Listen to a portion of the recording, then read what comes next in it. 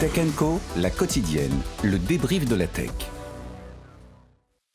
Le débrief de l'actu tech avec ce soir sur le plateau de Tech & Co pour commenter l'actu. Thomas Serval est là. Salut Thomas. Salut. PDG de Barracoda, spécialiste de tout ce qui touche à la connectivité, mais aussi à la médecine, puisque Barracoda est dans la e-santé. Merci d'être là, Thomas. À tes côtés, c'est André Leosgut-Pietri. Salut André. Salut François. Président du JEDI, le Joint European Disruptive Initiative, et Frédéric Simotel. Ça va mon Fred? Ouais, ça va très bien. Bon, alors hier, super émission. Voilà. On était servi par l'actualité. Voilà, l'actualité. Entre Tim Cook, entre la Amazon. La nomination de John Ternus, c'est quand même un gros morceau. On va en parler dans un instant parce que c'est quand même une information importante. Voilà, non pas que Tim Cook parte d'Apple, puisqu'il aura un poste assez important, plus politique, on va dire, que stratégique. Mais on va se focaliser sur l'IA, qui est sans aucun doute, on va dire, le point faible d'Apple. Mais on va en parler dans quelques instants. Mais pour débuter, donc, après les voitures, les fusées, les réseaux sociaux, Elon Musk se lance dans la guerre du code. SpaceX veut mettre la main sur Cursor. C'est l'un des outils d'IA les plus utilisés par les développeurs, avec une option d'achat à 60 milliards de dollars. Ça pourrait être d'ici la fin de l'année. Et derrière cette opération, une ambition, bâtir un géant capable de contrôler toute la chaîne de valeur de l'IA. Anthony Morel nous expliquait tout cela ce matin dans Good Morning Business. En fait, Elon Musk, il a bien compris que le vrai carburant de l'IA aujourd'hui, c'est plus seulement la donnée, c'est aussi le code. Et Cursor, alors c'est une entreprise qui n'est pas du tout connue du grand public, mais c'est une des entreprises qui ont popularisé ce qu'on appelle le vibe coding. Le vibe coding, c'est le fait que pour concevoir une application, un programme informatique, aujourd'hui, on n'a plus besoin de passer des heures à taper des lignes de code. On va juste demander en langage naturel à l'intelligence artificielle et on a une application qui va se créer comme par magie sous nos yeux. C'est comme si vous aviez un ingénieur sous les mains, d'une certaine manière. Donc c'est un outil qui est extrêmement précieux, extrêmement utilisé par tous les développeurs aujourd'hui, de la même manière que Claude Code ou que ChatGPT Codex par exemple. Alors une fois qu'on a dit ça, on peut se dire mais quel est le rapport avec SpaceX? SpaceX, ils font des fusées. Sauf que SpaceX, ils font plus seulement que des fusées. Je vous rappelle que maintenant SpaceX, c'est une méga entité globale. Ils ont intégré notamment xAI, qui est l'entreprise d'intelligence artificielle d'Elon Musk, avec l'idée d'une introduction en bourse qui pourrait valoriser le tout à 1250 milliards de dollars. Et l'ambition derrière tout ça, c'est vraiment de contrôler la totalité de la chaîne de valeur de l'intelligence artificielle. Le projet d'Elon Musk, il est assez dingue. C'est de dire on va utiliser nos fusées pour mettre sur orbite de gigantesques data centers qui vont permettre d'entraîner des modèles, notamment leur modèle Grok, qui est utilisé sur X. Et puis, avec cette nouvelle brique, avec Cursor, on va pouvoir accélérer le tout. C'est-à-dire qu'on va pouvoir armer les ingénieurs qui vont pouvoir développer de manière beaucoup plus rapide des fusées, des satellites, des robots humanoïdes. Donc cette acquisition d'un outil qui est très technique, ça pourrait finalement accélérer tout l'empire d'Elon Musk. Sa vision, elle est claire, c'est d'assembler pièce par pièce les briques d'un futur géant intégré de l'intelligence artificielle qui va de l'infrastructure jusqu'aux usages du quotidien. Voilà, Cursor donc, avec cette volonté d'Elon Musk de racheter en fait en quelque sorte Cursor. Ça c'est une option. Oui, le but c'est ça. Voilà, qui pourrait se dérouler d'ici la fin de l'année. C'est un sujet quand même assez complexe d'expliquer ce que c'est Cursor, Fred. Véritablement, c'est une aide au développement, au coding, en quelque sorte, qui va permettre, Thomas, alors peut-être que tu connais, je pense que tu connais tout ça parfaitement, comment expliquer simplement ce que c'est Cursor ? On peut le faire aussi, mais c'est un outil qui permet d'accélérer le développement pour un développeur. Donc, ce qui est intéressant, c'est qu'il y a des choses qui remplacent les développeurs, et il y a des choses qui augmentent la productivité du développeur. Voilà. C'est pas du vibe coding, donc. C'est quelque chose qui permet aux développeurs de gagner du temps pour développer plus vite des choses, prendre la main, comme si vous avez un petit junior à côté de vous qui vous aide. Et donc, dans les outils de développement, il y a les éditeurs de texte, qui est par exemple Visual Studio Code, et ça, que Microsoft possédait et qui ont été open sourcés. Et donc, quelque part, ça éditait et c'était déjà très intelligent. Ça vous mettait, ça comprenait ce que vous voulez dire. Maintenant, avec l'IA, on peut générer du code automatiquement. Et donc, ce qui est important, en tout cas au niveau stratégique, mais ce qui est important dans Cursor, c'est quand vous êtes dans la tech, ce qui compte, c'est d'avoir les développeurs. Apple, Google, Microsoft, ce que tu veux, c'est avoir les développeurs. Parce que les développeurs, c'est les applications. Et pour le moment, le pari d'Elon Musk, c'est qu'il va y avoir encore des développeurs. Il y a des gens qui pensent qu'il n'y en aura plus. Hein. Et donc, il fait ce pari de dire, je vais différencier XAI parce que je veux encore les développeurs et surtout, je ne vais pas les laisser à Claude. Parce qu'en fait, ce qui est en train de se passer, c'est qu'on est dans des stratégies de fin de jeu. Il n'y a plus d'argent pour financer les 1000 milliards. Donc, quelque part, comme on l'avait dit, XAI a été racheté par SpaceX pour donner de l'argent grâce à la levée de fonds et au monopole ou quasi-monopole de l'espace de SpaceX pour que derrière, il y ait des moyens. Donc, quelque part, maintenant, ce que tu veux, c'est avoir les développeurs pour avoir les applications professionnelles. Ceux qui sont en train de gagner, c'est Claude. Ça fait quand même très peur aux gens qui veulent s'introduire en bourse. Et donc, quelque part, comme il veut s'introduire en bourse avec une bonne valo, laisser Claude continuer à gagner des parts de marché comme on est en train de le voir sur le professionnel. ChatGPT, OpenAI est en train un peu de décrocher, même s'il a un très bon outil, on en a parlé avec Codex. Et donc, quelque part, il veut sécuriser la stack. Chez Microsoft, on parlait de socket. C'est-à-dire, on voulait s'assurer que tout développeur, quand il commence à développer un truc, il travaille sur notre plateforme. Et XAI, aujourd'hui, faisait de la bonne AI avec Grok, mais il ne la faisait pas avec les développeurs. Il ne les avait pas assez loqués. Et Cursor, est-ce qu'ils acceptent 60 milliards ? Ça veut dire que, quelque part, quand je suis une start-up et que j'accepte une option d'achat ferme à 60 milliards, c'est que je n'ai pas beaucoup d'autres options de financement. Donc il y a quelque chose qui est en train de se dire sur le fait que l'argent est de plus en plus dur à trouver dans la Silicon Valley, que les gens commencent à être fatigués, que quelque part ils veulent que les boîtes gagnent de l'argent. Et donc on est dans les stratégies de fin de jeu. Le seul qui va avoir de l'argent, dont c'est à peu près sûr, c'est Elon Musk, parce qu'il va aller en bourse et il est sûr de réussir. Et ça n'avait pas d'intérêt pour Microsoft ou pour Google de racheter Cursor, en fait ? C'était trop cher. C'est trop cher. Puis Microsoft, ils ont déjà... Ou même Meta. Microsoft, ils ont des GitHub Pilot et tout ça. Meta. Des choses... Non, mais 60 milliards, c'est beaucoup d'argent. Même Meta, quand il dépense 5 milliards ou 15 milliards, il ne peut plus dépenser 60 milliards. 60 milliards, ça devient... pour mettre des ordres de grandeur, c'est une des plus belles boîtes du CAC 40, 60 milliards. Enfin, on parle déjà de boîtes d'une taille colossale. Oui. Microsoft, ils avaient mis 76 milliards dans les jeux vidéo quand ils avaient racheté Bethesda. C'est vrai. Tu vois. Exactement. Là, où là, l'avenir, enfin la pérennité de tout ça est quand même... on sait qu'on va franchir d'autres étapes dans le développement, qu'on va arriver à du développement beaucoup plus autonome et tout ça. Là, c'est... voilà, à la limite, cette mise, elle est sur 4-5 ans.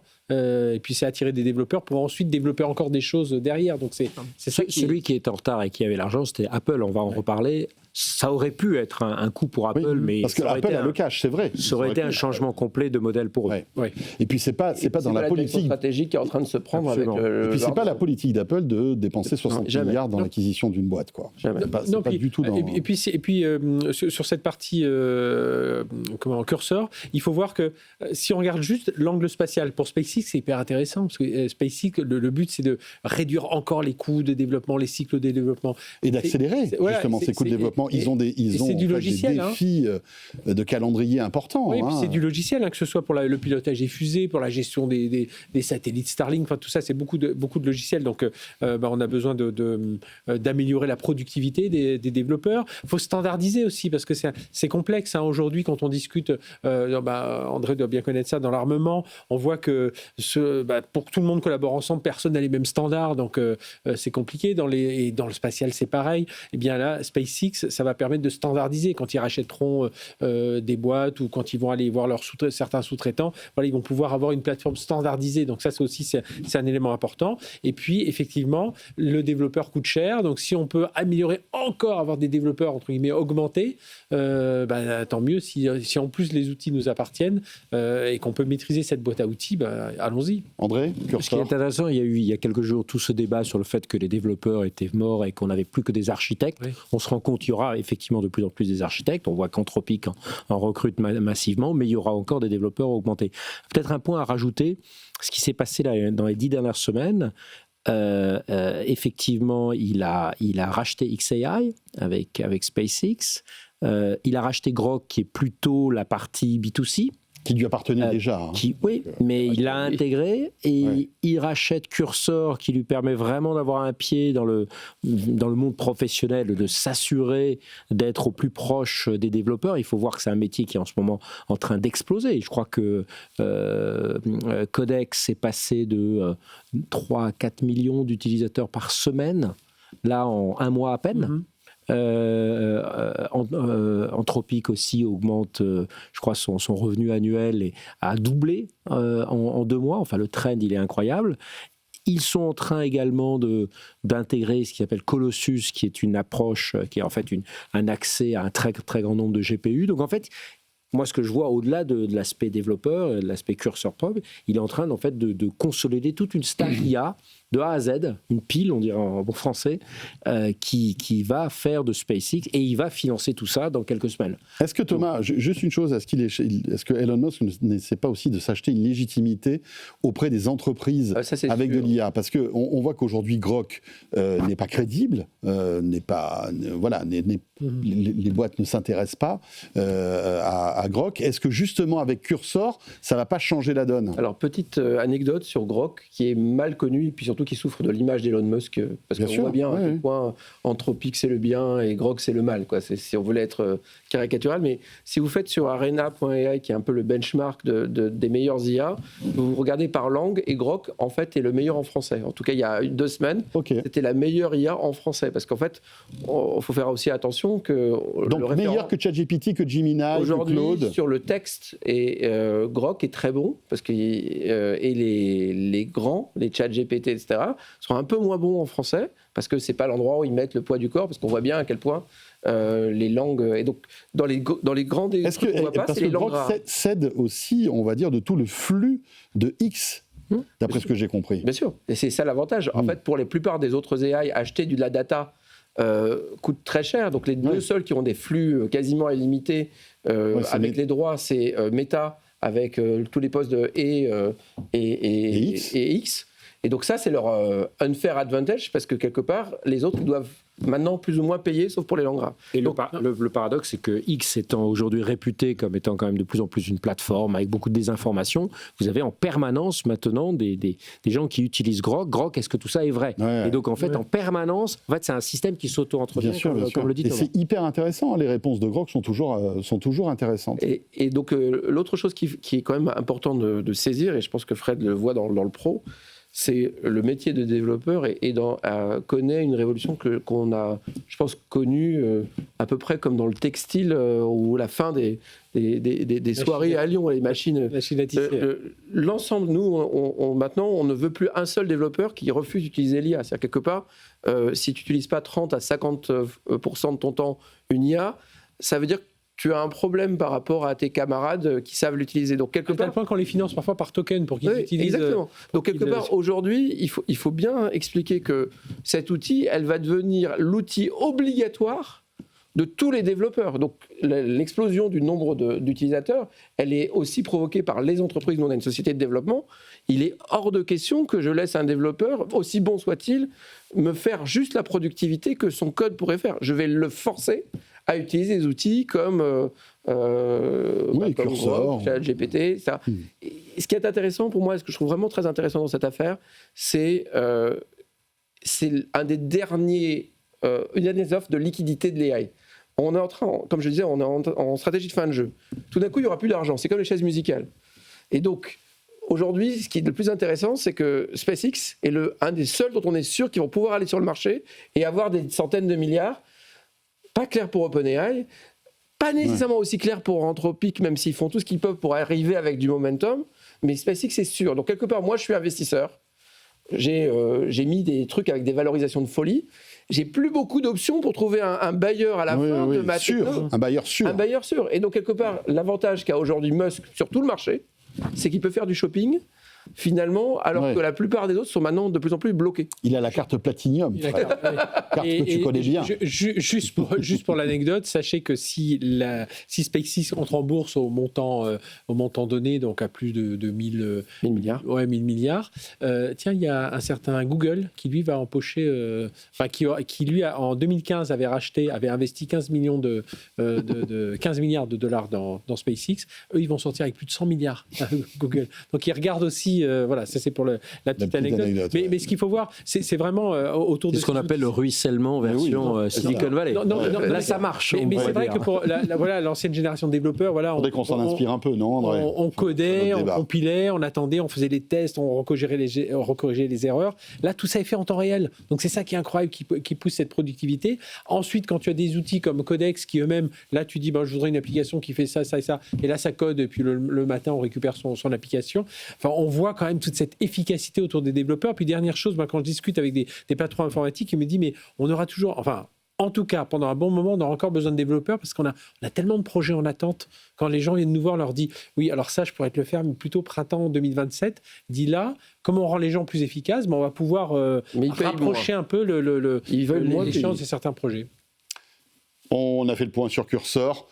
De toute façon, c'est encore une fois une saga qui va durer plusieurs mois. On verra bien si, à la fin des fins, eh bien, Elon Musk s'offre Cursor.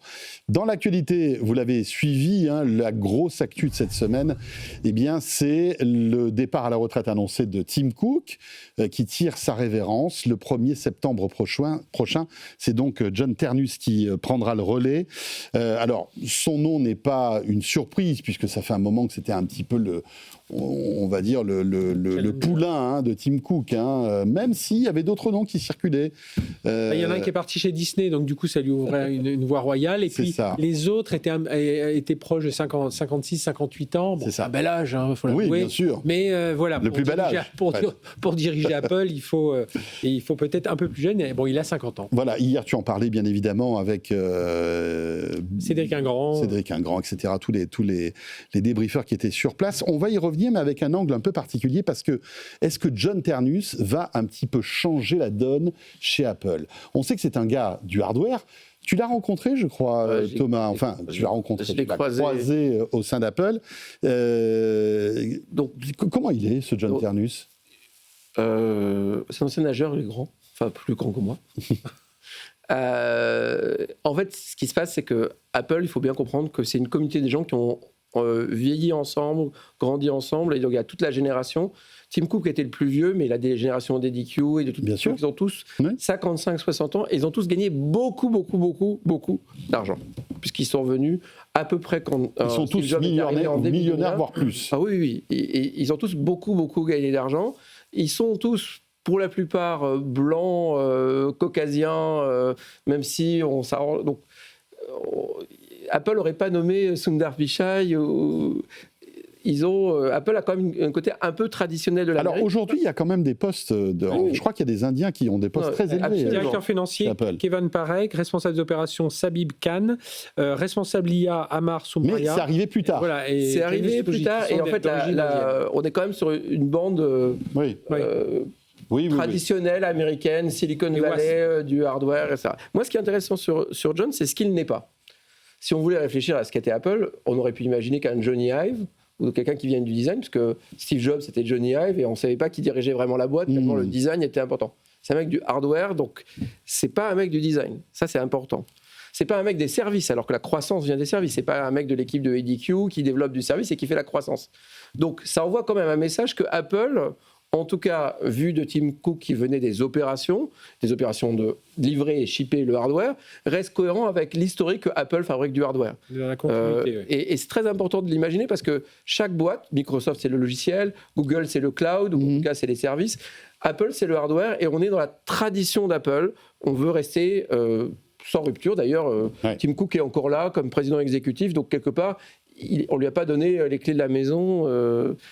Mais bon, c'est Ternus qui va avoir les clés. Oui, mais enfin, tant que tu as un executive chairman, on voit bien que l'équilibre aujourd'hui, il n'est jamais très clair. Parce que Tim Cook l'a dit, j'accompagnerai John Ternus dans ses décisions. S'il a besoin de moi, je serai là. Et d'après ce que j'ai compris, ce que tu disais hier, c'est que Tim Cook va s'occuper de tout ce qui est politique, relations extérieures, ça. Relations extérieures, et il a 50 ans, ça veut dire qu'on lui donne 15 ans. Enfin, oui, il a encore 15 années. Il a 15 ans pour faire des choses. Voilà. Et après, le dernier point sur l'IA, puisque c'était ta question, sur l'IA, en fait, il faut voir que comme on est dans cette stratégie de fin de jeu, Apple comme Amazon et en fait comme Microsoft, maintenant attendent de voir ceux qui n'ont plus d'argent pour les racheter pas cher.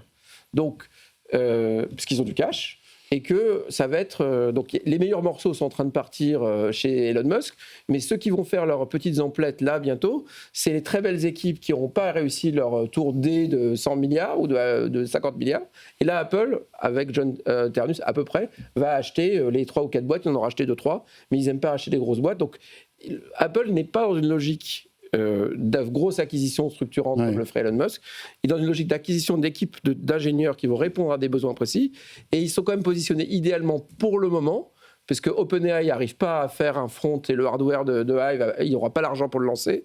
Google est un peu plateau parce qu'eux ont décidé d'aller vers l'IA et en fait, ils reculent sur le hardware. On voit bien qu'aux États-Unis, ils n'arrivent plus à garder le contrôle d'Android. Donc en fait, il est un peu comme le loup en attendant que l'agneau s'épuise. André ? Oui, je crois que ça, c'est une version quand même assez optimiste. Enfin, je crois que la nomination, comme tu le dis, c'est une société qui est quand même assez conservatrice dans ses choix, que ce soit de produits ou de dirigeants. Là, c'est quand même un pari qui est quand même... Alors qu'on est en train de parler de cette explosion de l'IA, du changement que ça a dans les entreprises, là, il faut en fait le pari que Apple pourra s'en sortir pour alors peut-être pas 15 ans, mais pour les années à venir, en étant intégrateur plutôt que développeur de solutions. C'est quand même un sacré pari. Moi, ça me rappelle, il y a 20 ans, IBM versus Microsoft en disant non, c'est le hardware qui va gagner. Ouais.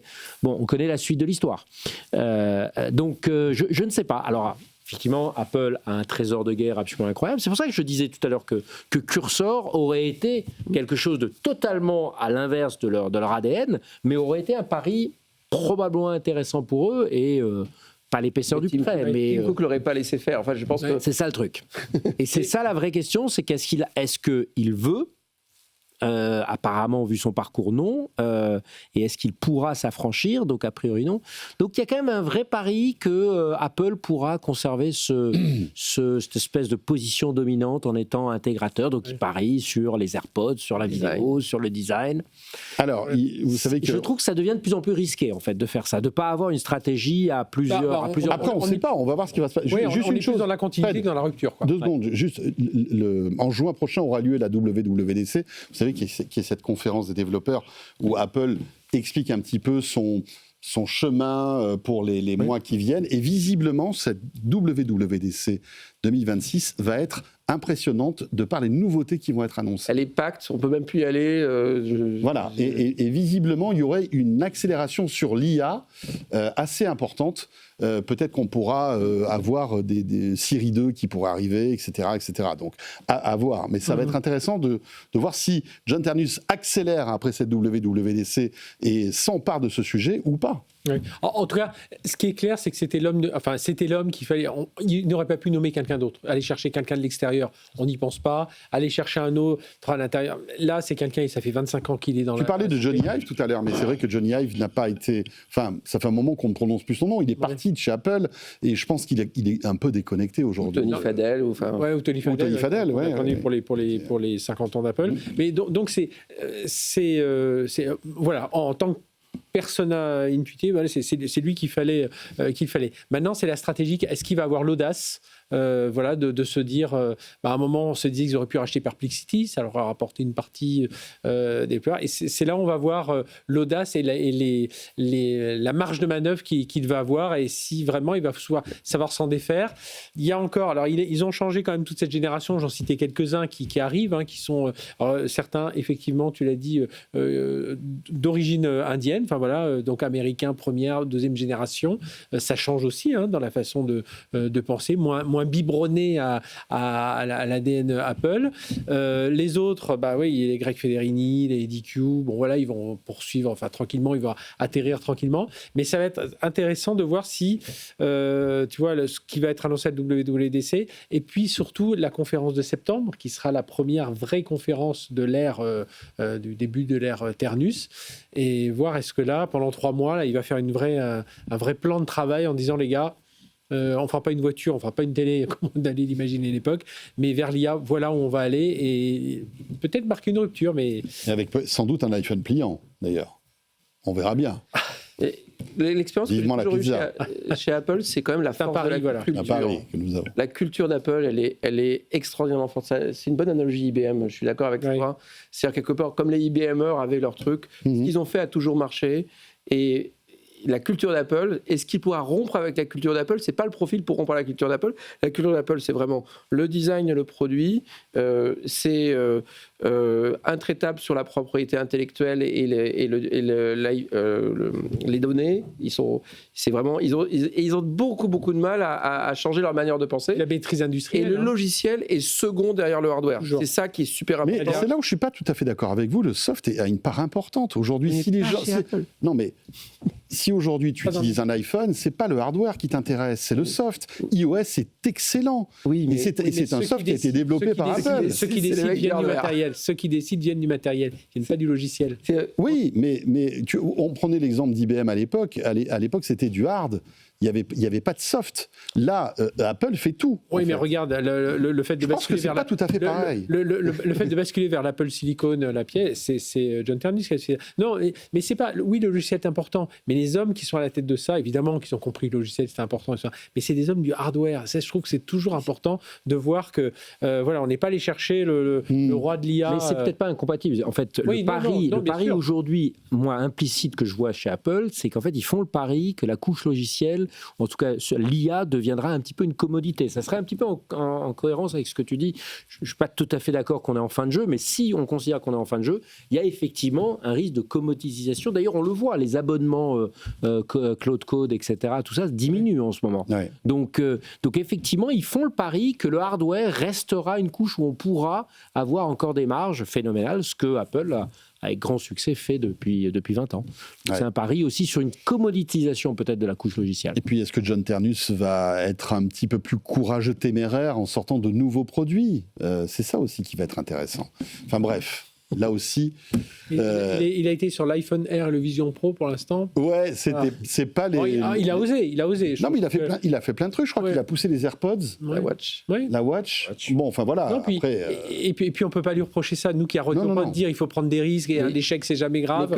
Voilà, je pense que le point de se lancer. Le point important vraiment, parce qu'on pour avoir vraiment pratiqué Google, Microsoft et surtout entre Google et chez Google, chez Microsoft, c'est les gens du soft qui décident. À la fin, le dernier mot est le mec du soft. D'accord. Chez Apple, le dernier mot, il est au mec du hard et du design. Ok. Et là, c'est d'ailleurs pas le design et le hard. Donc quelque part, je pense qu'on peut s'attendre à des puces. Il va se mettre à faire des data centers avec leurs propres puces parce que Nvidia se gaffe trop sur la bête et que la taille des data centers, on va avoir de plus en plus d'intégration verticale.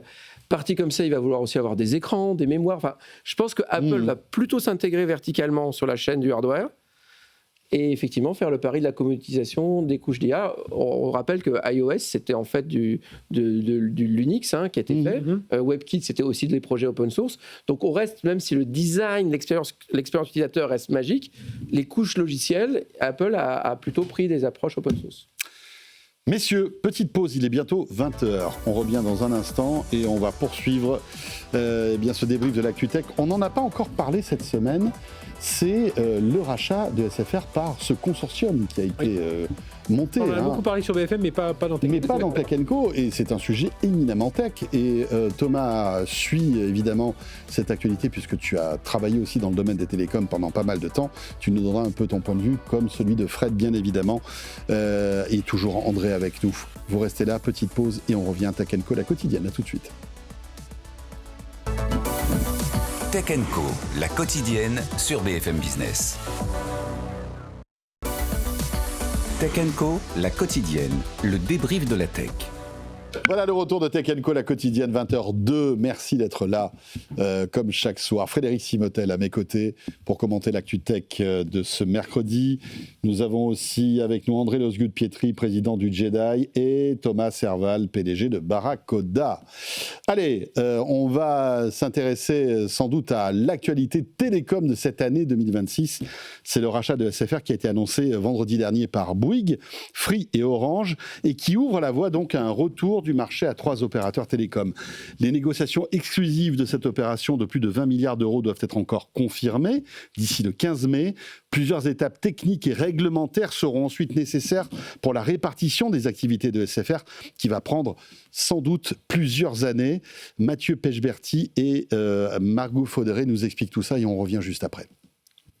C'est Bouygues Telecom qui va racheter le plus d'activités de SFR, son réseau mobile, une partie de ses abonnés et SFR Business dédié aux entreprises. De son côté, Free va mettre la main sur les 5 millions de clients de Red sans en racheter la marque. Quant à Orange, il piochera des clients un peu partout pour conserver sa place de leader sur tous les segments du marché.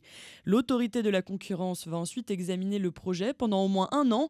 Elle ne conditionnera pas son feu vert à l'arrivée d'un nouvel opérateur mobile, mais elle demandera toutefois des concessions dans le fixe.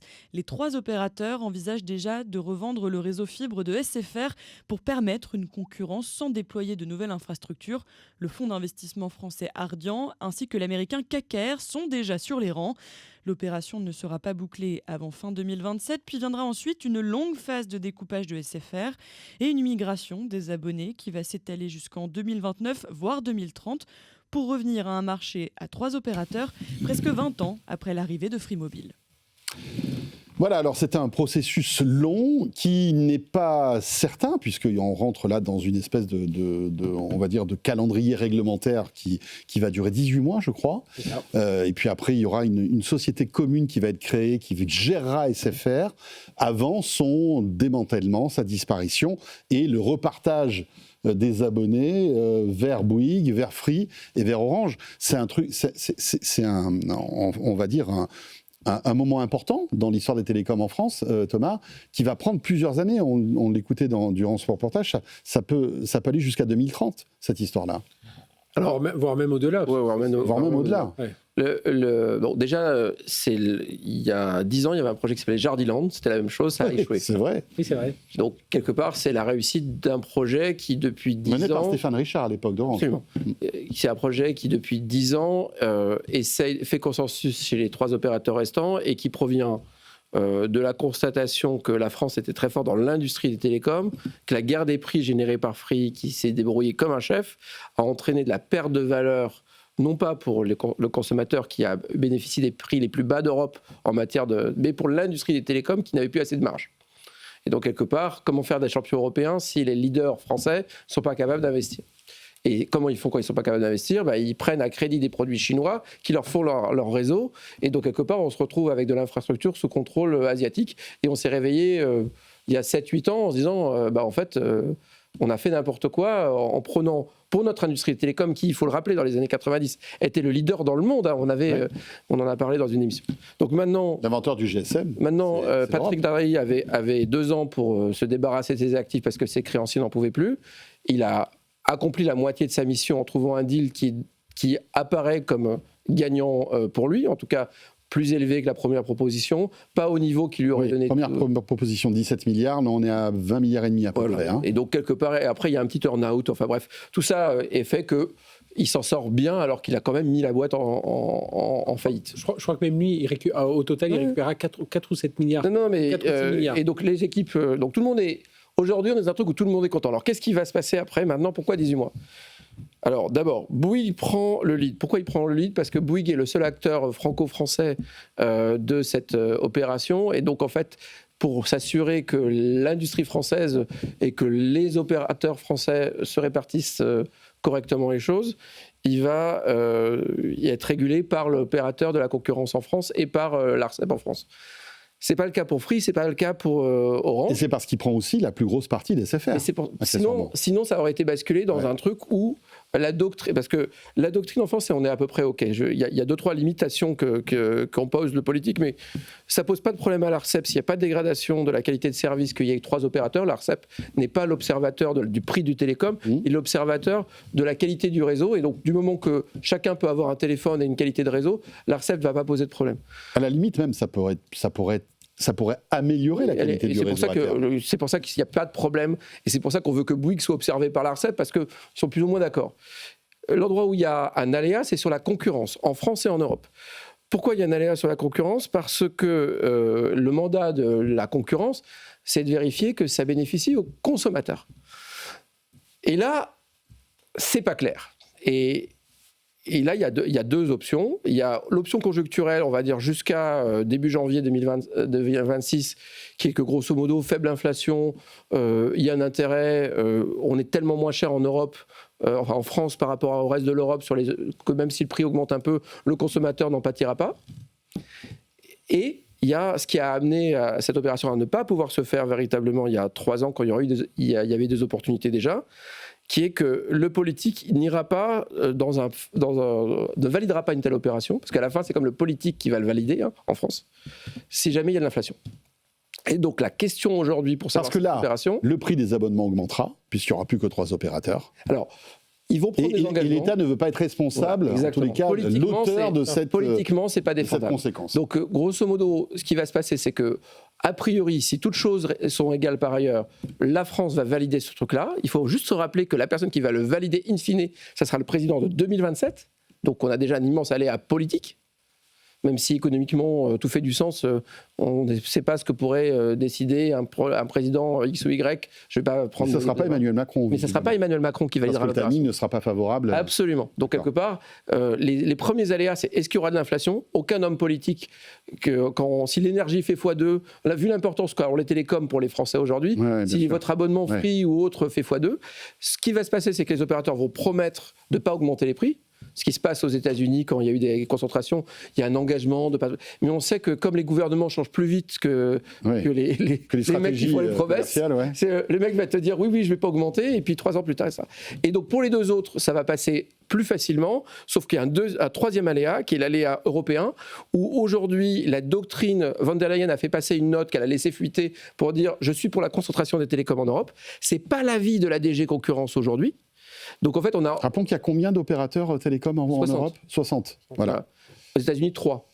Voilà. Pour à peu près le même bassin de population. Un peu plus en Europe. Voilà. Mais pas majoritairement. Voilà. Mais surtout... les VNO et tout ça. Voilà. Oui, enfin, il y a une quarantaine réels, et ensuite il y a les opérateurs virtuels qui font monter. Mais des vrais opérateurs qui ont des structures, des réseaux, pas plus, c'est une quarantaine. C'est 43, je crois. D'accord. Mais ce qui est beaucoup plus que 3, si on compare ça aux États-unis ou même à l'Asie. Et à la Chine, il y en a 3 aussi. Et en Europe, on n'est pas certain, parce qu'il y a encore... Ça continue, on parlait avec la DGE il n'y a pas longtemps, ça continue à osciller sur le fait de se dire est-ce que c'est bien ou pas pour l'Europe qu'il y ait de la concentration ? Et là, encore une fois, 2027, quelle va être la posture européenne dans ce truc-là ? Ce qui est bien, et je pense que mon voisin va pouvoir en rajouter... Ah non, il ne peut pas rajouter. Sur la partie purement géopolitique européenne, les éléments de souveraineté et de création d'opérateurs européens sont hyper importants parce que on ne voit plus l'opérateur de télécom comme un produit de consommation, mais comme un produit de souveraineté. Il n'y a qu'à regarder l'influence qu'a eu Starlink sur les gains de territoire ou de perte de territoire en Ukraine. Et donc, pouvoir contrôler son infrastructure de télécommunication est jugé comme complètement critique, et donc dans un monde en guerre, ce qui n'était pas le cas de la Commission, on va dire, depuis 20 ans. Ouais. Sauf que comment on reset la culture de la Commission européenne. Il faut voir qu'à la Commission européenne, on fait carrière. Donc, quelque part, les gens qui, pendant 25 ans, ont interdit la fusion entre Schneider et Legrand, c'est difficile de leur dire, maintenant, c'est OK qu'on crée des géants nationaux. Mais alors, juste une question pratique, parce que je me mets à la place de tous les abonnés SFR aujourd'hui, nos stress. Ça va prendre des années, SFR va continuer à fonctionner, etc. Il y a même des opérations probablement bonnes à faire aujourd'hui à être chez SFR parce que tu penses que ça va, enfin le dynamisme de la, on va dire la concurrence et du commerce va continuer. En fait, ce qui se passe, c'est que SFR perd régulièrement parce qu'ils ils ont de mauvaise presse des clients. D'ailleurs, c'est pour ça que les opérateurs, ceux qui achètent, à part l'aléa politique, sont plutôt contents parce qu'ils achètent de moins en moins de clients. Je n'ai pas trop parlé de la partie B2B sur Bouygues, parce que c'est intéressant, mais on n'a pas le temps. Donc, grosso modo, pour les abonnés SFR, il faut juste continuer à regarder les prix. Il est probable que tant que l'opération n'est pas bouclée, la guerre des prix va continuer, et donc les consommateurs vont pouvoir bénéficier de tarifs. Mais est-ce que, par exemple, SFR va continuer à investir dans son réseau ? On peut imaginer que on est dans une période où, malgré tout, il faut toujours investir dans les réseaux. Mais en fait, l'essentiel des investissements dans le réseau, c'était surtout les investissements dans la fibre qui sont plutôt derrière nous. Ok. Donc, la 5G, tout ça ils sont déjà largement faits, donc il n'y a pas vraiment de raison majeure. Je ne connais pas les détails du deal, mais je pense que pour le consommateur aujourd'hui, le dernier intérêt des gens, c'est de fâcher l'ARCEP. Donc tout le monde va jouer les bons élèves jusqu'à ce qu'ils aient tous les tampons. Donc ça va être une période un peu de freeze. Il n'y aura ni mieux. Est-ce que ni ça bien. peut ne pas se faire ? Absolument. Il y a 3 raisons. Grosse inflation, le gouvernement ne l'assume pas. L'Europe ne remet pas à jour sa politique de concentration et continue à penser que c'est pas normal de permettre à la France d'être trop puissante. On pourrait avoir un Deutsche Telekom qui est le plus gros concurrent d'Orange, parce que aujourd'hui, qui gagne ? Le plus premier qui va gagner, c'est Bouygues. Bouygues va pouvoir, à partir de ça, avoir et développer sa base entreprise. Aujourd'hui, vous aviez chez SFR une branche qui marchait très bien, héritée de l'époque Vivendi, qui est l'époque le business entreprise. Bouygues était nul en entreprise, bon en consommateur. Là, tout d'un coup, Bouygues va prendre de la part de marché sur le marché entreprise. Ça, c'est très bien. Free va récupérer du réseau, parce que quelque part, ils n'ont même pas terminé de faire leur réseau, donc ils en ont besoin. Donc eux, ça va leur faire des économies de déploiement, voilà. Et Orange, ils participent parce que c'est bien, mais eux, déjà, s'il ne se passe rien, ils sont contents. Parce que quelque part, aujourd'hui... Ça fera un opérateur en moins. Ça fait un opérateur en moins de pression concurrentielle. Donc, dans cette opération, il n'y a pas vraiment de perdant. Le seul perdant qu'il peut y avoir, c'est... le consommateur. Le consommateur dans 2-3 ans, si les régulateurs ne font pas leur travail sérieusement. Fred. Non, mais, tu as compris, voilà, tu as 3 verrous au niveau de la CE, au niveau de l'ARCEP, après au niveau du gouvernement. Ensuite, parce que moi je regarde derrière, parce que c'est pour ça que c'est long aussi. Il y a tout ce qui va, il y a les fréquences, il va falloir voir, parce est-ce qu'on va pas vouloir de concentration de fréquences, les transferts, les restitutions et les réaménagements de certaines fréquences. C'est pour expliquer un peu pourquoi c'est aussi long. Parce qu'on pourrait se dire, bon, finalement, allez, on prend chacun une division, mais pour expliquer, voilà, ceux qui suivent un peu moins ce monde des télécoms, pourquoi c'est compliqué. Tous les sites mobiles qui ont des accords de mutualisation et tout ça, comment on va se les partager. Derrière, tu as les marchés de gros, les MVNO, les opérateurs mobiles, les opérateurs virtuels, comment on va arranger tout ça.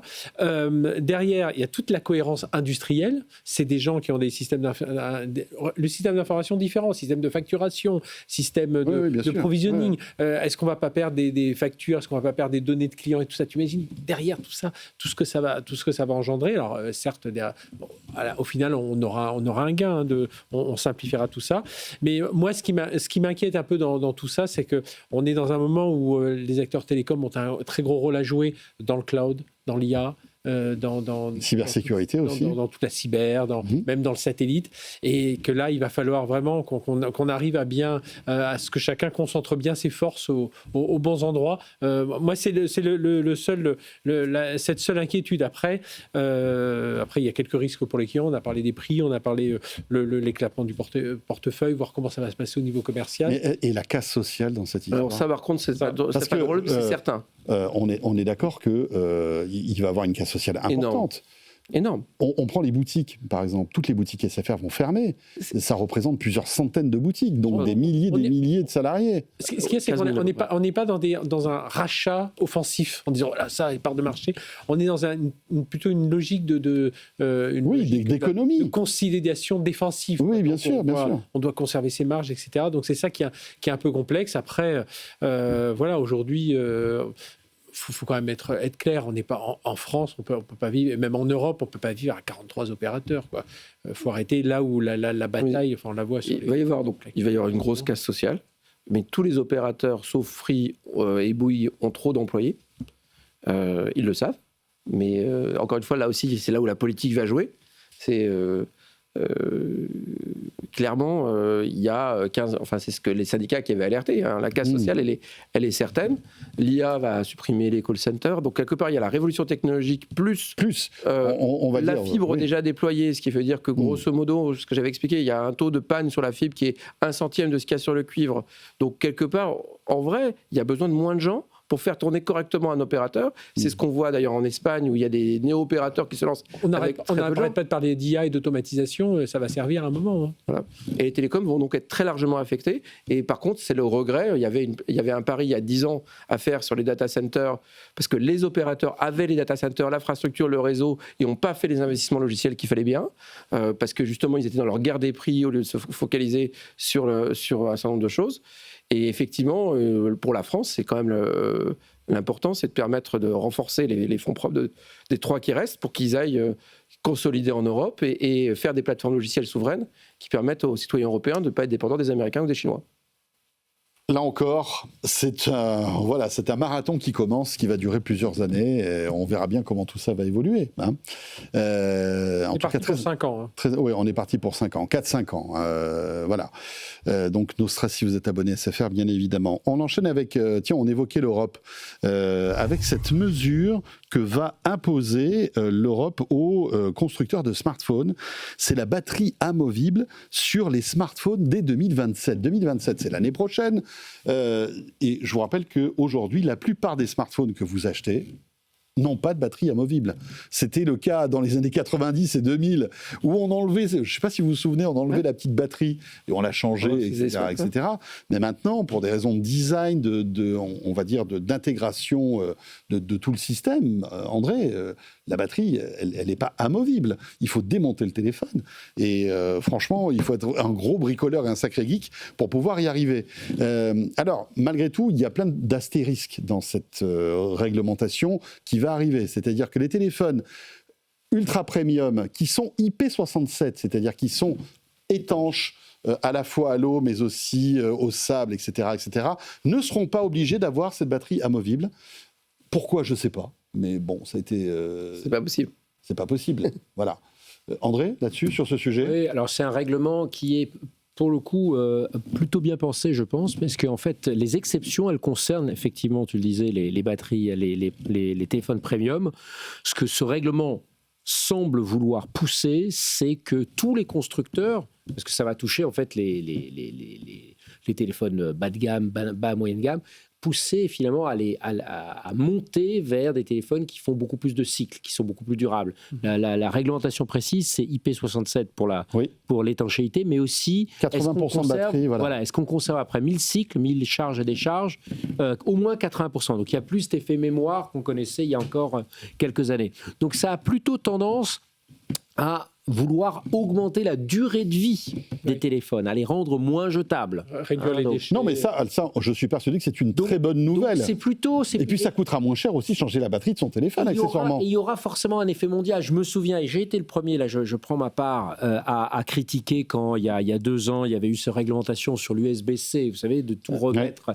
Eh bien, je m'en souviens, tu étais venu en parler dans ta Ça a eu un effet, oui, en disant, bon, est-ce qu'il n'y a pas d'autres choses sur lesquelles on doit se préoccuper ? Ce qui est sûr, c'est que ça a eu un effet mondial. Et aujourd'hui, il y a une tendance à... Oui. Donc ce règlement pourrait non pas avoir seulement un impact en Europe, mais un impact sur les télécoms mondiaux. La vraie interrogation qu'on se pose, c'est que est-ce que la stratégie européenne doit se limiter à ça, et aujourd'hui sur les téléphones se limiter à ça, au lieu de plutôt de se dire, mais ces outils sont aujourd'hui des marchés qui sont tellement énormes en termes de pool, c'est-à-dire qu'ils attirent tellement de choses derrière eux, les composants, les matériaux, etc., que c'est ça aujourd'hui qui nous manque cruellement pour bâtir tout le reste. Les composants, les semi-conducteurs, qui aujourd'hui font la compétitivité de demain. Donc voilà. Donc bien sûr, je pense que c'est plutôt une bonne chose qu'il y ait ce règlement qui se passe, parce que ça aura un effet. Ça a été taillé sur mesure pour Apple. Oui, parce que Apple ne sera pas impacté. Non. On est d'accord. Samsung, peut-être, sur les téléphones entrée de gamme. Et en revanche, les constructeurs chinois, eux, vont trinquer, entre guillemets. C'est-à-dire qu'ils vont être obligés de redesigner pas mal de téléphones avec cette possibilité d'enlever la batterie. Parce que batterie amovible, ça veut dire que d'un clic, tu peux enlever la batterie du téléphone, en fait. Mais le paradoxe, là, c'est que en fait, cette mesure, on parlait tout à l'heure de la... Alors, c'est les smartphones et les tablettes, hein, il faut être précis. C'est smartphones et tablettes. Du courage politique sur l'inflation. Ça a un impact inflationniste beaucoup plus élevé, je pense, que les augmentations qu'il y aura. Enfin, il faut quand même se rappeler qu'un abonnement moyen en France Télécom, c'est votre prix de 2 ou 3 heures de parking dans un parking souterrain à Paris. Donc on est quand même sur des... Alors que ça aura probablement un impact de 50, 100 euros en moyenne sur un smartphone. Donc un impact inflationniste beaucoup plus important potentiel. Donc vous voyez, on n'est pas à l'abri d'une contradiction dans les réglementations. Thomas. Pour moi, ça illustre quand même le décalage du cycle de l'Europe par rapport au cycle du monde. Parce que c'est vraiment, j'appellerais ça presque un combat d'arrière-garde par rapport à tous les problèmes qu'on a sur la souveraineté d'un certain nombre de trucs. Qu'est-ce qu'il y a derrière ? Il y a cette vision des circuits courts et de la réparabilité. Il y a quelque chose qui existe pour au-delà du téléphone, qu'on appelle le Repair Act, qui fait que, grosso modo, tous les produits électroniques européens doivent être réparables, et donc pour pouvoir créer un marché du réparateur et du cycle. Il y a quand même quelque chose un peu caché derrière, c'est que les deux choses, les 2 points de failure du téléphone, c'est pas le semi-conducteur, c'est la batterie, qui dure un certain nombre de cycles, et l'écran. Bon, l'écran, on a perdu, on n'a plus rien, on ne sait plus faire. Mais bon, peut-être on peut en trouver. L'idée qu'on puisse changer la batterie pour pouvoir continuer à faire fonctionner un téléphone, si jamais demain il y a des crises, des choses comme ça, et qu'on pourra continuer à faire fonctionner auprès de tout le monde avec des batteries, des packs de batteries et des téléphones. Si on parle de résilience, parce qu'en fait, moi je lis Riperact, mais je suis aussi Résilience européenne. C'est pas complètement débile. Hein. Surtout que peut-être qu'il y aura des stocks de téléphones, on aura peut-être 1 milliard ou 2 milliards de téléphones. Si jamais demain on ne travaille plus avec les Chinois, on fait comment ? Si la batterie va mourir plus vite que le téléphone lui-même. Donc quelque part, ça donne un tout petit peu plus de temps pour les Européens ça donnera 1 ou 2 années de plus aux Européens pour rester. Pour fabriquer les téléphones, tu crois que pas pour les fabriquer, pour juste continuer à pouvoir les exploiter. Ah oui, non, mais c'est ça. ce qui aurait été stratégique, c'est-à-dire que ces réglementations. Fabriquer les téléphones chez nous, il y a quelqu'un qui essaye, ils ont des problèmes. On a beaucoup parlé du RGPD qui normalement aurait dû être une ouverture sur l'économie de la donnée. On a parlé des télécoms qui auraient dû être une ouverture sur les data centers. Ce réglementation devrait être une ouverture vers ce qui est aujourd'hui stratégique dans le monde de l'autonomie, des drones, des robots, etc., qui est le stockage énergétique. Donc si ça pouvait donner lieu en plus à une stratégie extrêmement ciblée sur c'est nous qui allons développer les batteries qui ne sont pas 10% meilleures que ce que fait CATL, qui est le principal producteur chinois, mais 2, 3, 4 fois meilleur, là ça serait stratégique parce que le stockage c'est vraiment la clé, c'est ce qui va être l'élément limitant de tout. C'est pas que des satellites, des drones. Bien sûr, bien sûr. Et même on le voit en résidentiel aujourd'hui, parce qu'avec le photovoltaïque et le stockage, ça a un vrai sens. Voilà. Il nous reste 4 minutes, j'aimerais qu'on évoque ce dernier sujet qui est assez intéressant. On reste encore en Europe pour parler de la voiture autonome. Sacré sujet, Fred, qu'on suit évidemment dans Tech & Co. Il faut savoir qu'aujourd'hui, BMW et Mercedes ont annoncé arrêter en fait le développement de la conduite autonome sur leurs véhicules, ce qui est quand même dingue. Alors j'ai regardé, ils disent pas vraiment. Non, ils disent pas ça, mais en fait, un recalibrage stratégique. Ils se rendent compte que, alors ils disent que parce que les Européens ne se servent pas d'un véhicule autonome. Élevé, puis en fait, mais on s'en sert pas. Pourquoi ? Mais parce qu'on n'a pas le droit. Dans la plupart des pays, on n'a pas le droit de se servir des véhicules autonomes. Donc et puis forcément, le plus gros lobbyiste sur ça a été Mercedes pendant des années, avec Renault et Peugeot pour les ralentir. Et parallèlement à ça, Tesla poursuit sa stratégie, on va dire, à fond les ballons sur, on va dire, la voiture autonome, et avec cette stratégie aussi hardware de ne pas avoir intégré de lidar, parce que rappelons que là aussi, si BMW et Mercedes visiblement arrêtent ou ralentissent sur la voiture autonome, c'est que leurs voitures sont bourrées de lidar et que il paraît que c'est une tannée à programmer, à gérer. Et ça coûte très cher. Et ça coûte en plus très très cher. 10 000 € de plus par voiture. Et c'est ce qu'avait dit Elon Musk depuis le départ, en fait. Qui veut enchaîner là-dessus ? Fred, tu n'as pas parlé beaucoup là, ces derniers temps. Oui, on est. Non, mais comme tu le dis, comment savoir si les Européens vont l'utiliser alors que on nous empêche d'utiliser. On rappelle, le niveau 3, c'est le niveau où on peut laisser la voiture conduire de façon autonome, mais on est derrière le volant. Après, qui va dire, si on avait la possibilité, mais tout le monde se servirait de cette fonctionnalité ? Bien entendu. Et après, le niveau 4, c'est celui où on voit déjà les robots autonomes, c'est-à-dire voiture sans personne derrière le volant. Et puis le niveau 5, c'est la navette sans rien du tout. En fait, la question, c'est historiquement, les constructeurs de voitures voulaient faire de l'intégré. Ils ne voulaient pas qu'il y ait la technologie tierce que la leur.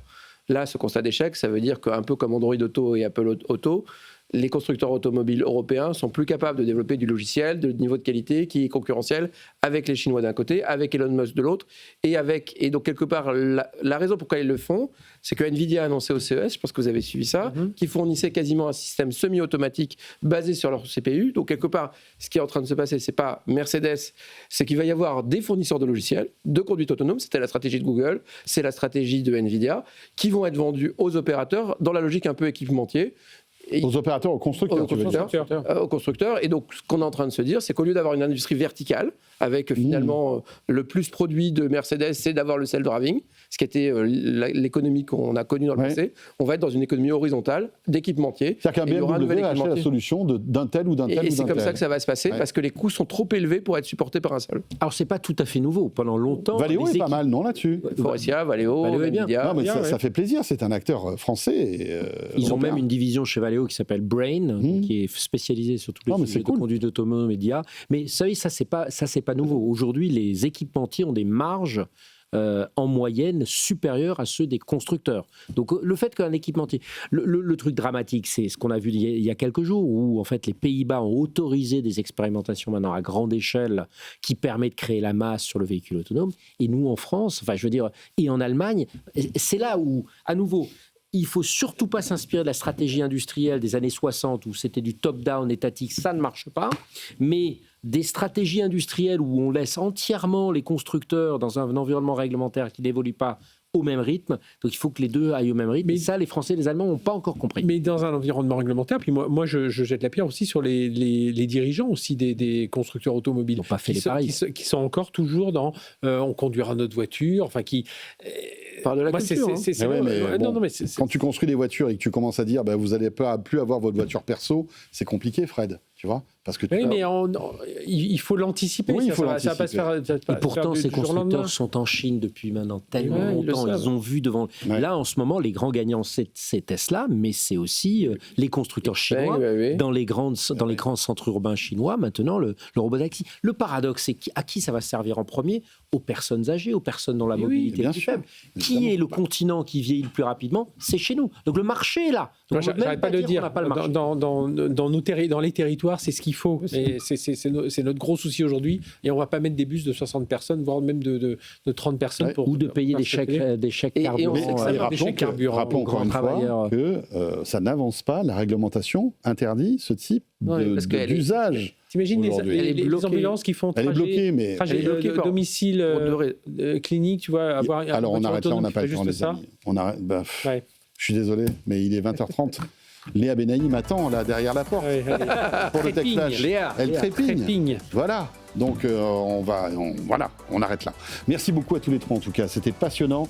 Merci à Thomas Serval, PDG de Barracuda. Merci à André Losgue-Pietri, à très vite André. À très vite, président du Jedi, et puis Frédéric Simotel bien sûr, journaliste à BFM Business. Et vous restez avec nous. Dans un instant, comme promis, Léa Benaïm sera là pour le Tech Flash. Et puis on parlera, Space Tech. Voilà un sujet passionnant. On s'intéressera à ce Starter, qui est ce club des startups de la Space Tech et de l'aéronautique. J'en recevrai 3 sur le plateau de Tech & Co. Dans un instant donc. À tout de suite. On revient dans une minute. Tech & Co, la quotidienne sur BFM Business. Tech & Co, la quotidienne, Tech Flash. Voilà le retour de Tech & Co sur BFM Business. Belle soirée avec nous. Merci de nous avoir choisis et merci d'être fidèle à Tech & Co, la quotidienne. Il est temps maintenant de retrouver le Tech Flash, un condensé de l'actu tech du jour avec celle qui trépignait de l'autre côté de la porte du studio. C'est Léa Benaïm. Salut Léa. Bonsoir François et bonsoir à tous. Et à la une, Elon Musk se lance dans la guerre du code. SpaceX veut mettre la main sur l'un des outils d'IA les plus utilisés par les développeurs. Il s'agit de Cursor, avec une option d'achat à 60 milliards de dollars.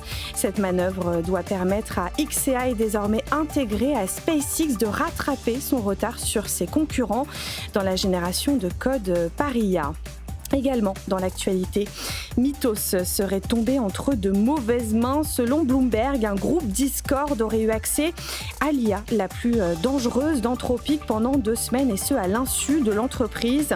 Si cela s'avère exact, l'utilisation non autorisée de Mythos pourrait causer des problèmes directement à Anthropic, qui a accordé l'exclusivité de son modèle à quelques acteurs de confiance triés sur le volet.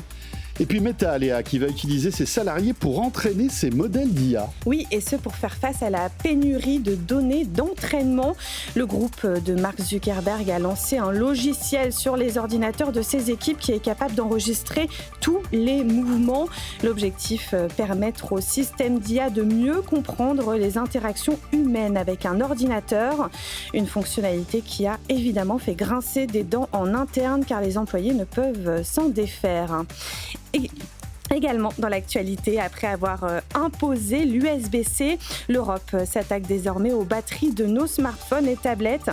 À partir de février prochain, tous les constructeurs devront proposer des appareils équipés d'une batterie amovible. À quelques exceptions près, cela ne concerne pas les smartphones haut de gamme comme les iPhones ou les Galaxy, et uniquement les appareils commercialisés après cette date. Et enfin, OpenAI nomme un Français à la tête de sa branche européenne. Il s'agit d'Emmanuel Marie, ancien dirigeant d'Airbnb en Europe, passé aussi par Meta et Groupon. Une création de poste pour OpenAI qui confirme que la France agit désormais comme un pôle stratégique au sein de l'entreprise américaine. Et pour finir, direction Cannes pour le World AI Film Festival, le premier de cette ampleur en France, 75 œuvres en compétition issues de 20 pays, meilleur film d'action, d'animation, fantastique et le prix du meilleur film IA. 2 jours qui mettent à l'honneur cette technologie de rupture pour toute une industrie. Le reportage de Nathan Cocampo. Photographe, terrasse VIP, montée des marches, l'IA fait son cinéma à Cannes. Et sur la croisette, on s'interroge. Révolution ou simple progrès technologique? La réalisatrice Agnès Jaoui l'assume, l'IA lui fait peur. Et c'est bien pour ça qu'elle a accepté de présider le jury de ce festival. Car une chose est sûre, l'IA est bien réelle. Je suis une présidente complètement d'arrière-garde ou de je sais pas quoi. Mais d'abord, en plus, je suis nulle technologiquement. J'écris encore mes scénarios au stylo, c'est pour vous dire. Je vois bien, j'ai des amis dans le doublage. Je vois bien que déjà, ils commencent à perdre leur travail. Tous les corps de métier dont je viens vous parler sont bouleversés par l'IA, sans parler évidemment des droits d'auteur.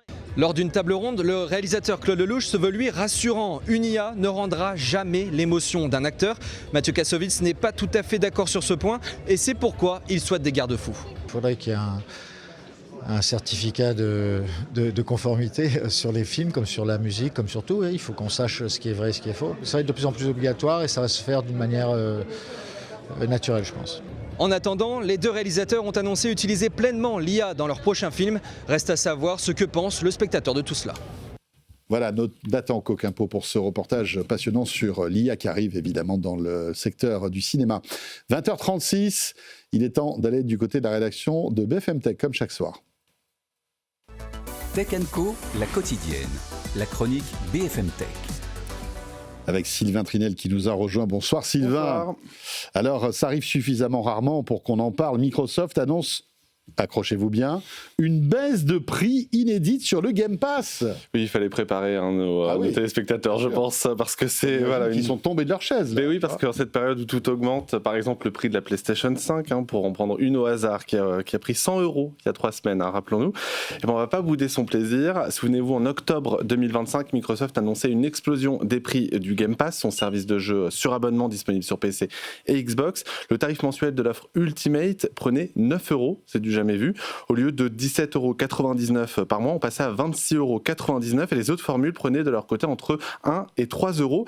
À l'époque, cette hausse, elle avait forcément reçu énormément de critiques, si bien qu'aujourd'hui, Microsoft fait marche arrière à la faveur de la nouvelle patronne de la division Xbox, Asha Sharma. Dès aujourd'hui, donc, le Game Pass Ultimate et sa version PC coûtent donc moins cher. Comptez 20,99 € pour le premier et 12,99 € pour le second, soit respectivement 6 et 2 € de moins. Alors, cette baisse de prix, Sylvain, s'accompagne quand même d'une mauvaise nouvelle. Tout n'est pas rose. Et oui, si vous utilisez le Game Pass pour jouer à l'épisode annuel de la saga de jeux Call of Duty, on ne vous jugera pas. Il va falloir revoir vos plans parce que dès cette année, les futurs jeux de la franchise ne sortiront plus dès leur lancement. Et oui, exactement, dès leur lancement sur le Game Pass. Alors attention, ça ne veut pas dire que vous y aurez plus jamais droit. Il faudra attendre tout simplement 1 an pour avoir droit en fait à l'épisode de 2026. En gros, si vous voulez jouer à l'épisode de 2026 sur le Game Pass, il faudra attendre l'automne 2027. Voilà, ça va aller pour tout le monde. Alors, on a un an de retard. On a un an de retard, c'est ça. Une telle décision, ça se comprend selon Bloomberg, parce que depuis le rachat d'Activision Blizzard par Microsoft et la sortie de Call of Duty dans le Game Pass, c'était il y a déjà 2 ans, et la franchise, elle aurait perdu 300 millions de $. Et puis pour Asha Sharma, qui avait fait le constat de ces tarifs devenus tout simplement inaccessibles pour la plupart des joueurs, c'est un moyen de faire amende honorable. La marque Xbox a particulièrement souffert ces dernières années, et sa nouvelle dirigeante a pour mission de la faire revenir sur le devant de la scène. Le prix du Game Pass, donc, n'est qu'une première étape, a priori. Ouais, la question qu'on se pose maintenant, est-ce que ça va suffire à faire revenir les abonnés qui étaient partis ? Eh ben, ça va être très compliqué, voilà. Je pense. Sans Call of, bonne chance. Merci Sylvain. Sylvain Trinel, donc, de la rédaction de BFM Tech. 20h39, on va parler maintenant Space Tech, aéronautique, avec nos 3 startups qui nous rejoignent sur ce plateau pour terminer cette émission. Tech & Co, la quotidienne, les invités.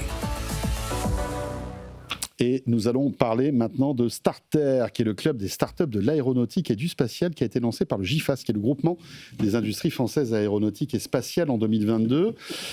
Filière costaud, 538 entreprises, 78 milliards d'euros de chiffre d'affaires quand même.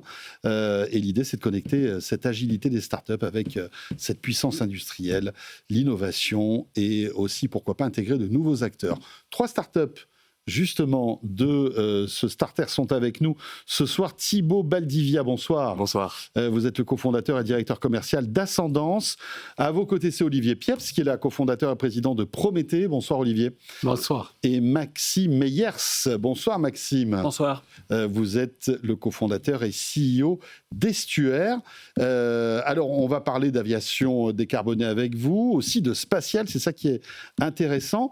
Est-ce que l'un d'entre vous peut nous donner juste un mot sur Starter, juste pour présenter un petit peu le concept, Maxime peut-être ou Thibaut, c'est comme vous voulez. Thibaut et puis après Maxime. Je peux me lancer, oui, tout à fait, parce qu'en plus on a Jean-Christophe, notre CEO, qui est le président du Club Starter. Donc le Club Starter, c'est quoi ? C'est, comme vous le disiez, c'est l'association de l'agilité et de l'innovation des startups avec la puissance industrielle des grands groupes. Donc c'est plus de 100 startups aujourd'hui, 700 millions d'euros de levée de fonds sur les 4 dernières années, et on est en bonne voie pour passer à 800 millions dès cette année. Et vraiment, c'est le passage à l'échelle, soutenir l'industrialisation des startups. Et je pense que c'est vraiment là où beaucoup d'entre nous sommes aujourd'hui. Et Ascendance, c'est vraiment le cœur de notre sujet aujourd'hui. Parfait. Justement, présentez-nous Ascendance, parce que avant de découvrir Estuaire et Prométhée, j'aimerais bien qu'on fasse un point sur ce que vous êtes en train d'imaginer. C'est de l'aviation régionale plus propre, je crois. C'est ça, exactement. Alors chez Ascendance, on est des pionniers de l'aviation hybride électrique. Donc hybride électrique, c'est quoi ? C'est des batteries, du carburant, mix des deux, un peu comme on a aujourd'hui dans les voitures, par exemple. Et ça sert à quoi ? Ça sert à réduire l'empreinte carbone de l'aviation. Donc, en fait, on vient réduire les émissions de CO2 pour l'aviation. C'est le plus gros défi, en fait, de ce secteur dans les années qui viennent. C'est exactement ça. Et puis, au passage, comme on réduit les émissions carbone, on réduit aussi un petit peu la consommation de carburant, parce que c'est lié. Et donc, je pense qu'en ce moment, c'est aussi un enjeu qu'on a de réduire cette dépendance, finalement, au carburant. Et chemin faisant, on s'est rendu compte aussi, on a développé tout un pan de nos produits pour la défense. Et c'est vraiment quelque chose qu'on pousse aujourd'hui aussi. L'hybride électrique, c'est améliorer les performances des drones, les performances opérationnelles. Et ça, c'est quelque chose qui est très important aujourd'hui pour nos forces armées dans le segment de la défense. Alors, vous êtes implanté à Toulouse, vous avez été fondé en 2018. Vous avez un soutien financier qui a été annoncé dans le cadre du plan France 2030. C'est ça ? Absolument. L'idée, c'est quoi ? C'est que demain, pour les vols, on va dire, les courts courriers, en quelque sorte, on puisse avoir on va dire des aéronefs qui soient hybrides. On sait que, en fait, Airbus travaille là-dessus aussi.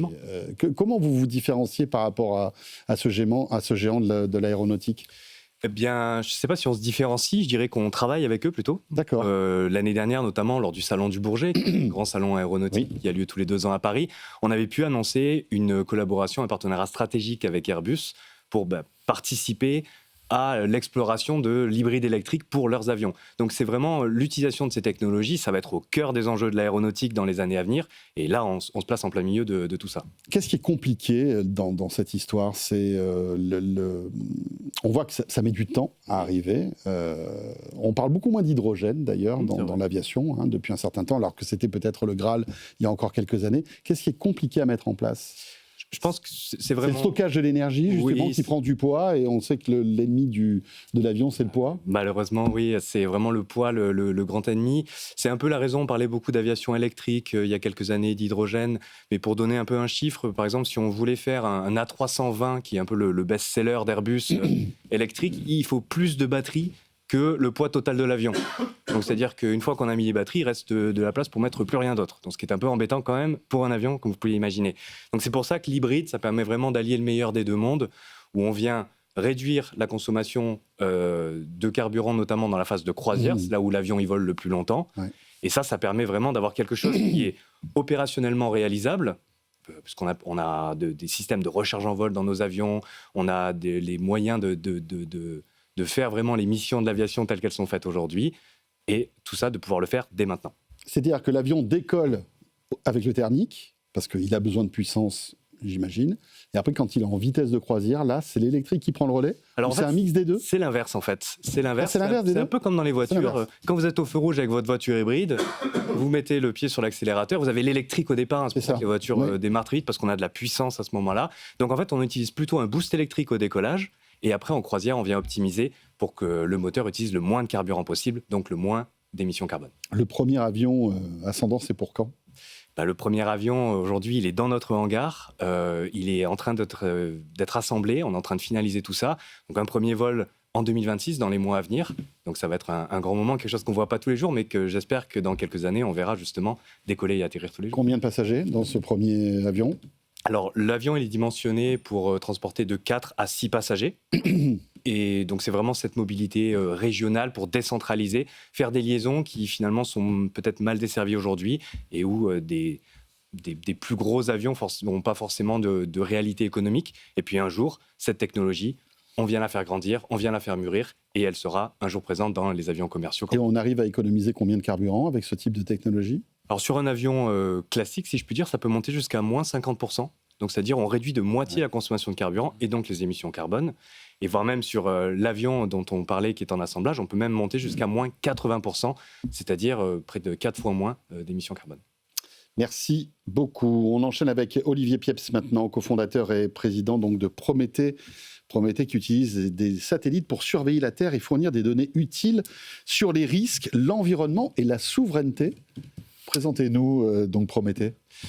Alors, je vais vous parler, pour une fois, pas de satellite, mais de géo-intelligence. Waouh ! Puisque nous, dans le système, donc, c'est vraiment offrir des solutions au travers de l'observation de la Terre, en essayant de jouer un peu le rôle de météo-opérateur, d'aller prendre un maximum de données spatiales, mais également d'y ajouter des bases de données qui peuvent couvrir des problématiques de port, des problématiques d'urbanisme, etc.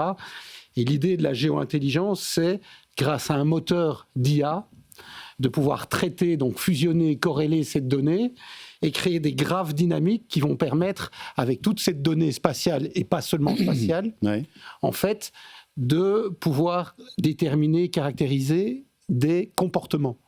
Donc d'identifier des anomalies dans les comportements, et on entre dans un monde très particulier qui est le monde de l'anticipation.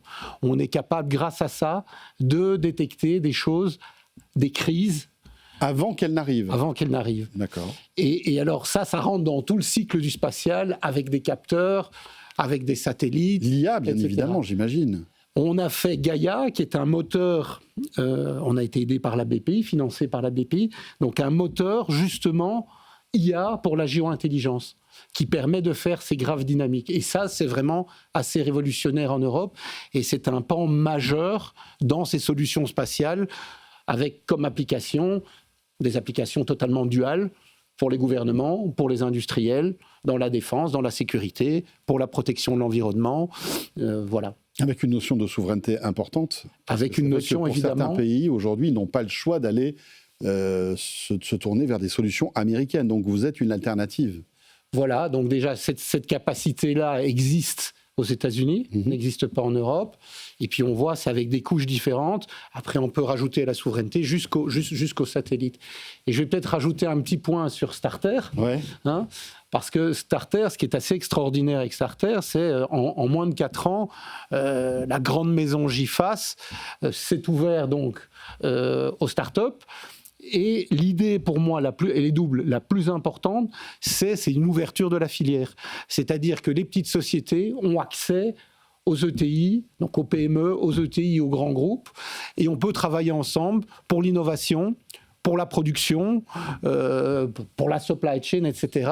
Et ça donne vraiment une dynamique extraordinaire dans un moment, et je m'arrêterai là, où la situation est très compliquée. La situation économique française est compliquée. Les grandes agences n'ont pas beaucoup d'argent, il faut tenir. Alors il y a évidemment l'Europe qui nous ouvre ses portes, mais la question du financement est cruciale. En fait, dans le scale-up, ce qu'on appelle, c'est-à-dire, on sait en France, on est assez bon pour lancer des petites sociétés, mais pour transformer ces sociétés en champions, il faut des financements. Et Starter, avec l'aide de nos aînés et des grandes sociétés, on réfléchit comment mettre en place des financements pour pérenniser et transformer ces sociétés en licornes. Voilà. Très bien, donc c'est très clair. On va donner maintenant la parole à Maxime Meyers, cofondateur et CEO d'Estuaire. Peut-être avant de rentrer dans Estuaire, vous pourriez nous dire un mot justement sur Starter aussi. Oui, alors nous, Starter... Pour compléter ce qu'on dit... Exactement, nous, Starter, c'est vraiment le pont entre les industriels du secteur, les Airbus, Safran, Thales, et des jeunes pousses comme les nôtres. Nous, on est membres depuis 1 an et demi. On a pu faire un petit peu des connexions avec justement ces industriels. Et il faut rappeler que l'aviation, aujourd'hui, en termes de balance commerciale à l'export, c'est plus de la moitié de nos exports. Et donc, c'est quelque chose sur lequel l'innovation que les startups amènent peut complémenter et renforcer la compétitivité de la filière au global, au-delà de ces grands champions. Et donc, beaucoup de connexions. Alors, nous, on travaille sur la partie données de vol. Oui, alors vous, d'après ce que j'ai compris, vous êtes là pour monitorer l'impact climatique des vols. Estuaire, ça a été fondé il y a 3 ans par vous-même et votre frère, Nicolas, et vous êtes tous les 2 pilotes. C'est ça ? Exactement. Donc, c'est une entreprise familiale, quelque part. Et alors, pilote privé, mais on apprend beaucoup, en effet, de cette éducation. Et quelque part, pour faire le lien avec les précédents interlocuteurs, on est entre l'intelligence, vraiment, et l'aviation. C'est-à-dire qu'on cherche à réduire l'impact climatique de l'aviation et les consommations avec l'existant. Donc, vraiment, il faut voir le vol du début à la fin avec les bonnes pratiques, diminuer les temps de roulage au sol, optimiser les altitudes, essayer d'avoir des raccourcis en vol.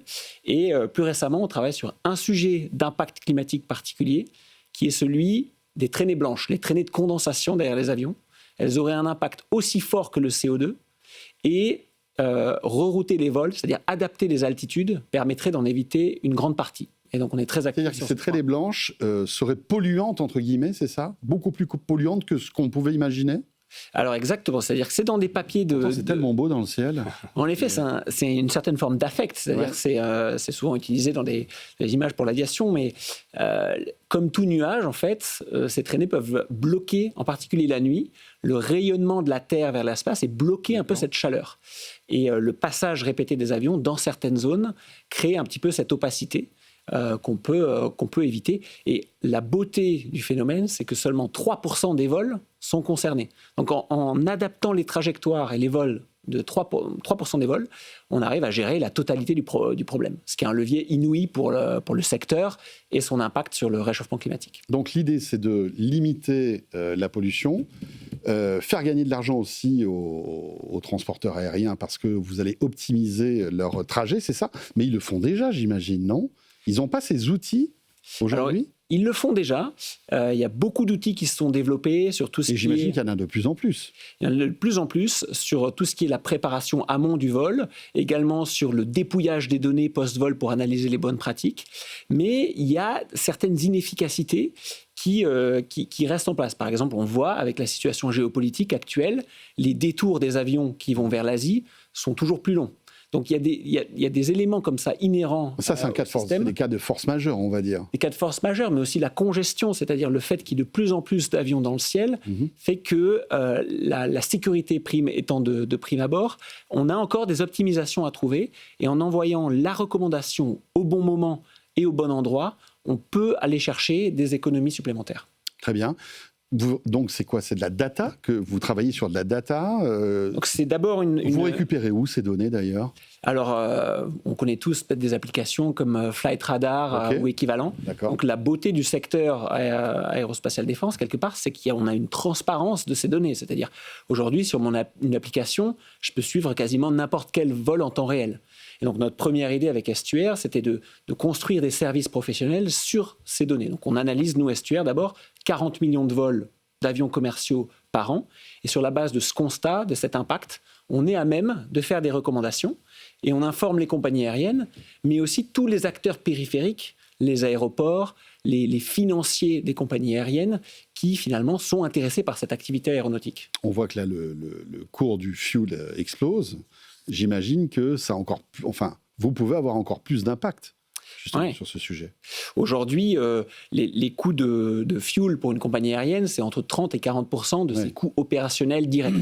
Là, avec le prix du fuel qui a augmenté, proportionnellement, l'impact est donc chaque kilo, chaque dizaine de kilos à économiser compte. Et donc, quand on travaille sur un autre sujet, comme ces traînées de condensation, considérer finalement l'impact aussi fuel et l'impact monétaire reste important. Donc, il s'agit de faire des compromis, en fait. C'est intéressant peut-être de partager votre savoir avec, on le disait tout à l'heure, Ascendance et Thibaut, non, j'imagine. Vous faites des choses ensemble? Oui, exactement. On travaille justement ensemble. C'est-à-dire que pour Ascendance, et on a communiqué dessus, il s'agit en fait de caractériser, eux développent un système hybride. Et donc il faut comprendre aujourd'hui comment est-ce que les avions actuels opèrent, dans quelles conditions environnementales, pour que le système dessiné par Ascendance puisse opérer, dans la majorité des cas, au bon point de fonctionnement. On se base sur l'existant pour informer le dessin de l'avion de demain. Maxime ?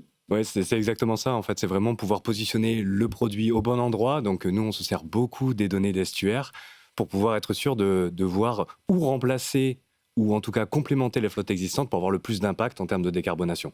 Et donc là, d'avoir cette connaissance, c'est super important pour nous, pour cette mission qui est de réduire l'empreinte carbone de tout le secteur. Thibaut, vous avez des concurrents ou pas ? Alors, sur le sujet de la donnée, oui, on a des concurrents.